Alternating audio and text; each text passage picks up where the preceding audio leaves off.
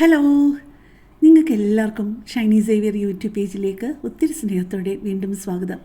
ഇന്ന് ഞാൻ നിങ്ങൾക്ക് വേണ്ടി തയ്യാറാക്കി കാണിക്കുന്നത് നോമ്പ് സമയത്താണെന്നുണ്ടെങ്കിലും അല്ല നമുക്ക് നോൺ വെജ് ഒന്നും ഇല്ലാത്ത സമയത്താണെന്നുണ്ടെങ്കിലും നമുക്ക് തൃപ്തിയായിട്ട് ചോറുണ്ണാൻ പറ്റുന്ന രീതിയിലുള്ള ഒരു കത്തിരിക്ക ഫ്രൈ. നല്ല വലിപ്പമുള്ള ഒരൊറ്റ കത്തിരിക്ക ഉള്ളായിരുന്നു കേട്ടോ. അതിൽ നിന്നാണ് എനിക്ക് ഇത്രയും പീസസ് കിട്ടിയത്. നമുക്ക് ഇതേ അരപ്പ് തന്നെ മീൻ വറക്കുന്നതിനും എടുക്കാം. അപ്പോൾ കത്തിരിക്ക വറക്കാനാണെന്നുണ്ടെങ്കിലും മീൻ വറക്കാനാണെന്നുണ്ടെങ്കിലും ഞാൻ ആവശ്യത്തിലും ഒരിച്ചിരി കൂടുതൽ ഞാൻ അരപ്പെടുത്തിട്ടുണ്ട്.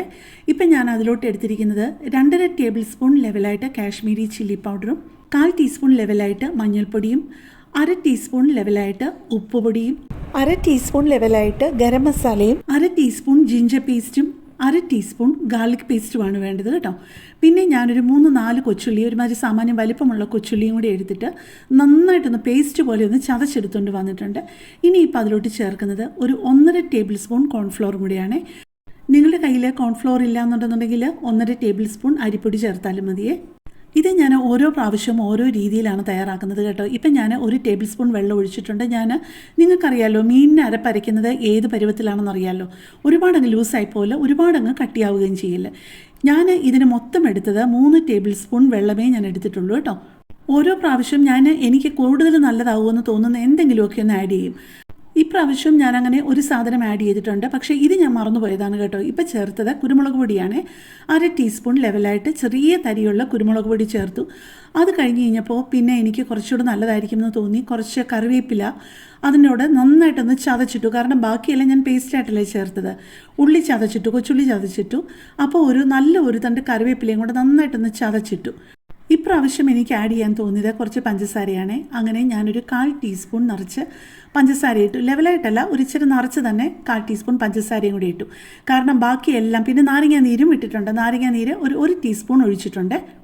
ബാക്കി ഇതിൽ എരിവ്, പുളി, ഉപ്പ് എല്ലാം ഉണ്ട്. അപ്പം എല്ലാ രുചികളും ഒന്ന് ബാലൻസ് ചെയ്യാനായിട്ട് ഒരു നുള്ളു പഞ്ചസാരയും കൂടി ചേർത്താൽ എങ്ങനെ ഇരിക്കും എന്നറിയണം. നമ്മൾ ഒരുമാതിരിപ്പെട്ട എല്ലാ കാര്യങ്ങളിലും അങ്ങനെയൊന്ന് ചേർക്കാറുണ്ട്. പായസത്തിലാണെങ്കിൽ പോലും നമ്മളൊന്ന് ഉപ്പ് ചേർക്കാറുണ്ട്. കുറച്ച് കേക്കിലാണെന്നുണ്ടെങ്കിലും അതെ. ഇതുപോലെ പഞ്ചസാര ഇട്ട് നോക്കിയപ്പം ശരിക്കും സാധാരണയിലും കുറേ കൂടെ ടേസ്റ്റ് ആയിരുന്നു കേട്ടോ. ഈ പ്രാവശ്യം കുറച്ച് പഞ്ചസാരയും കൂടി ഇട്ട് നോക്കിയപ്പോൾ. അപ്പോൾ നിങ്ങൾ ഇതുവരെ പഞ്ചസാര ചേർത്ത് ഈ അരപ്പ് ഉണ്ടാക്കിയിട്ടില്ലെങ്കിൽ പഞ്ചസാരയും കൂടി ചേർത്തൊന്ന് ഉണ്ടാക്കി നോക്കണേ. മീൻ വറക്കുമ്പോഴായാലും കുറച്ച് ഒരു 1/4 ടീസ്പൂൺ മതി കേട്ടോ. അതിൽ കൂടേണ്ട ആവശ്യമില്ല. ഇത് ശരിക്കും ഇങ്ങനെ ഒരു 2 പ്രാവശ്യം എടുക്കാനുള്ളതുണ്ട്. ഞാൻ ഇച്ചിരി നന്നായിട്ട് അരപ്പ് ചേർത്തിട്ടുണ്ട്. കാരണം ഇവിടെയൊക്കെ ഇച്ചിരി എരിവ് ഇഷ്ടമായതുകൊണ്ട്.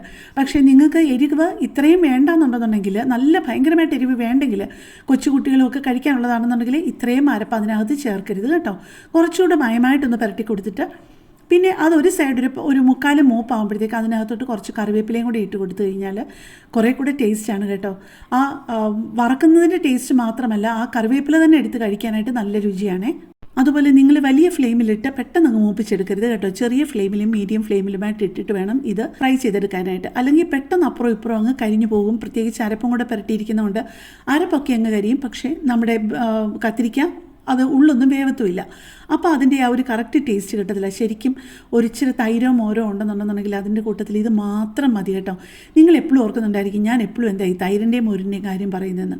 എനിക്ക് സത്യം പറഞ്ഞു കഴിഞ്ഞാൽ ആ ഒരു കൂട്ടാനാണ് ഏറ്റവും ഇഷ്ടം. കറി ഉണ്ടെങ്കിലും ഇല്ലെങ്കിലും തൈരോ ഒരിച്ചിരി പച്ചമോരും ആണെന്ന് എനിക്ക് ഏറ്റവും ഇഷ്ടമുള്ള കറി. അതിൻ്റെ കൂടെ ഇങ്ങനെയുള്ള എന്തെങ്കിലും ഒന്ന് കിട്ടിയാൽ എനിക്ക് അത് രണ്ടും മാത്രം മതി കഴിക്കാനായിട്ട്. അപ്പോൾ നിങ്ങൾ ഇതുപോലെ ഒരു പ്രാവശ്യങ്ങളിൽ നിന്ന് ട്രൈ ചെയ്ത് നോക്കണേ. ഇനി ഞാൻ നിങ്ങളെ പതിവ് പോലെ ഒരെണ്ണം എടുത്തിട്ട് ഒന്ന് മുറിച്ചും കൂടെ കാണിക്കാമേ. ശരിക്കും കണ്ടിട്ട് ഫിഷ് ഫ്രൈ പോലെയുണ്ട്. ഉള്ളൊക്കെ കറക്റ്റായിട്ട് വെന്ത് പാകമായിട്ട് വന്നിട്ടുണ്ടോ എന്ന് നമുക്കറിയണ്ടേ. അപ്പോൾ കൂടുതൽ നല്ലൊരു വീഡിയോയുമായിട്ട് നമുക്ക് നാളെ കാണാം. താങ്ക്